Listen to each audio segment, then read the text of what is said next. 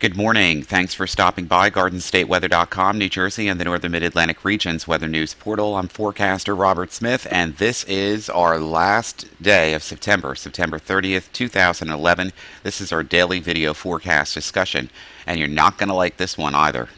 Start things out this morning with some coastal flood advisories, and this is for the coastal waters along the New Jersey coast now down through the back bays of the Delmarva, and this is for a high tide cycle later this morning. There could be some water washes into smaller back roads, usually that provide some minor flooding and possibly even some small road closures in these locations. But these will probably be dropped after the high tide cycle later this morning.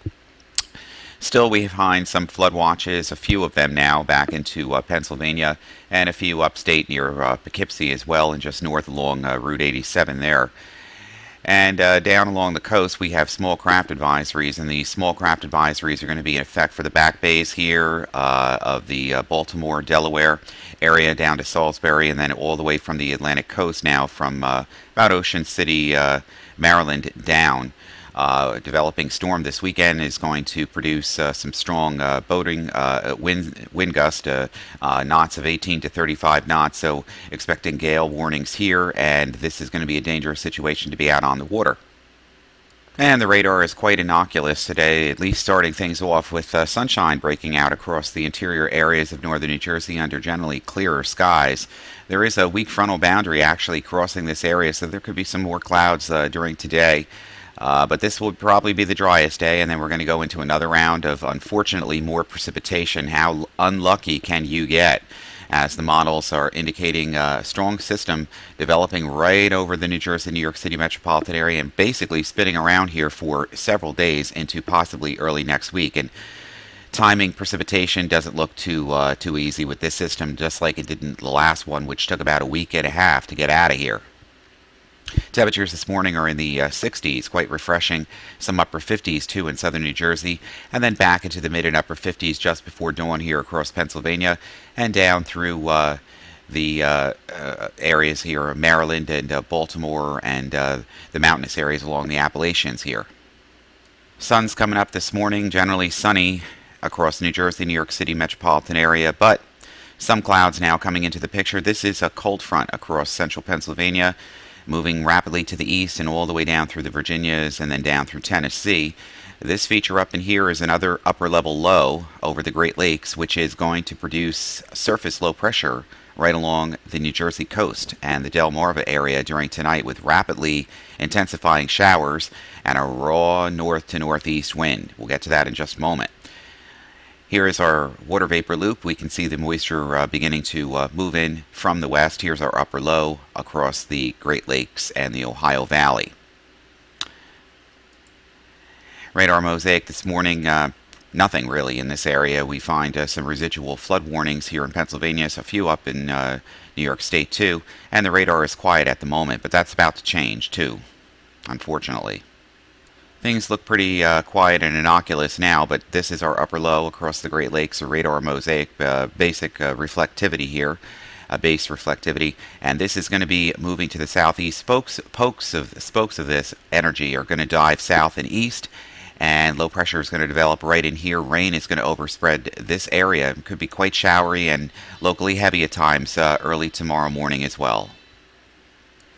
Cold front right off the coast here that passed over last night. Here's the next upper level low and occlusion here going on across the Great Lakes down through Ohio, turning into a cold front again across this area here, and this is going to be moving in our direction, unfortunately, for the weekend. And the Storm Prediction Center has shown us now that the convective outlook for today and tonight into tomorrow morning, a general area of showers and even thunderstorms anywhere from southern New England through the mid-Atlantic states and then down along the coast. Day 2, which is tomorrow and Sunday, this will be actually for tomorrow, shows that the areas of chances of precipitation, general chance of scattered showers or thunderstorms exist anywhere from northeastern New Jersey through New York City, Long Island, Connecticut, and up the northern New England coastline. Confidence on precipitation along this area on Monday not as strong, and neither is it indicated at this point from the Storm Prediction Center. Starting things out with the eastern water vapor loop, we can see the front off the coast. Here comes the next cold front across our area. This front is going to stall. We have an upper level low developing across the upper Great Lakes with another spoke of energy coming in from Ontario. These two are going to help carve out a deep upper level low that will translate very slowly and ignite surface low pressure off the Delmarva, the New Jersey coast tonight into tomorrow. As we're expecting more precipitation in the form of rain, and this could be lingering around here for a couple of days. It doesn't mean it's going to be raining in every location all the time, but the showers and thunderstorms that do ignite because the mid and upper levels of the atmosphere are going to be much colder beginning tonight and tomorrow than they have been over previous days, and that's going to mean that any showers and thunderstorms that develop can be locally heavy again, and just about anywhere in this forecast area could be experiencing a half to even an inch or more of additional rain. It's not unlikely because the last couple of days we've seen rain totals 4, 5, and 6 inches in spots, which produced a lot of flooding again over the Susquehanna area, and some mud being removed in from homes and stuff up here in northwestern New Jersey. So a dangerous situation developing again, and a rough, nasty northeast wind developing this weekend too is going to mean a very chilly, raw kind of day on Saturday with rain on the way. And by the way, in the lower corner here on the satellite imagery, this is Ophelia, which is going to be recurving back out into the ocean. We'll start today off with the NAM model, and the NAM model this morning is showing the upper low beginning to carve itself out. Here comes another piece of energy from Ontario, and this area here, these areas here in brighter colors are the vortexes as they're moving, developing, circulating, and deepening this trough across the forecast area. Go through the period from tonight, this morning actually, into tomorrow morning. You can see that the upper low and energy now across Canada is diving down into this trough, and it's going to cause a cutoff low to develop right here over the Ohio Valley, and a strong baroclinic zone that lies right along the coast is going to ignite surface low pressure over the Delmarva, with rain developing, showers, and some heavier ones too, especially along the coast and anywhere in the New Jersey, New York City, Philadelphia metropolitan area by tomorrow morning. And we can see that by tomorrow afternoon, the upper low is now cut off from the general westerlies, and it's hanging in there right over the northeastern United States proper, right over the Philadelphia, the Appalachian Mountains, and New Jersey. And then it kind of sits here and retrogrades back on to the north and west on Sunday, and right through the day on Monday, with other spokes of energy in the general flow sitting right over areas that have been so saturated with rain and flooding over the last month. This is the NAM WRF model forecast, and we can see the different panels here. We've got the relative humidity, the pressures here, the temperatures at 2 meters here. We've got on the right-hand side the precipitation in 3-hourly increments, the total precipitation over a 6 to 12-hour period, the lower right-hand corner, and of course our mid-level winds, our 10-meter winds here. Watch as we get through the forecast period how low pressure begins to develop right along the coast during tonight, and here comes the rain, the upper area here.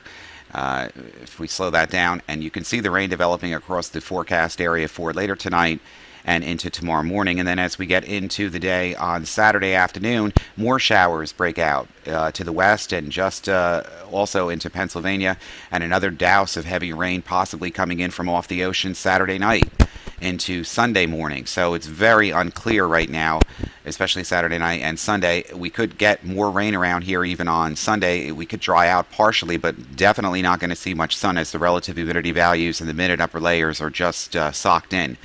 We could get a little break on Monday too, but the upper low is going to linger here right into the early part of next week. Models don't handle this features very well, and that's the reason we're just going to have to go day to day, but there could be showers in the forecast for quite a while. So this is a very volatile forecast over the next 48 hours. I don't even want to go even further from Monday through Wednesday of next week because of the situation that we're going to be dealing with.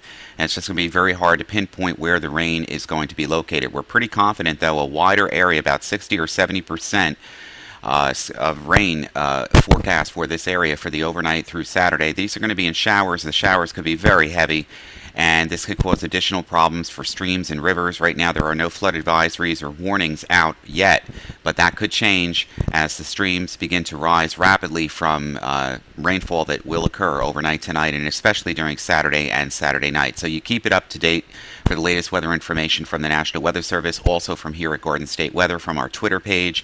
And we'll be back with you bright and early on Saturday morning, because this is, normally we don't do broadcasts on Saturday, but we'll do it because it's going to warrant it.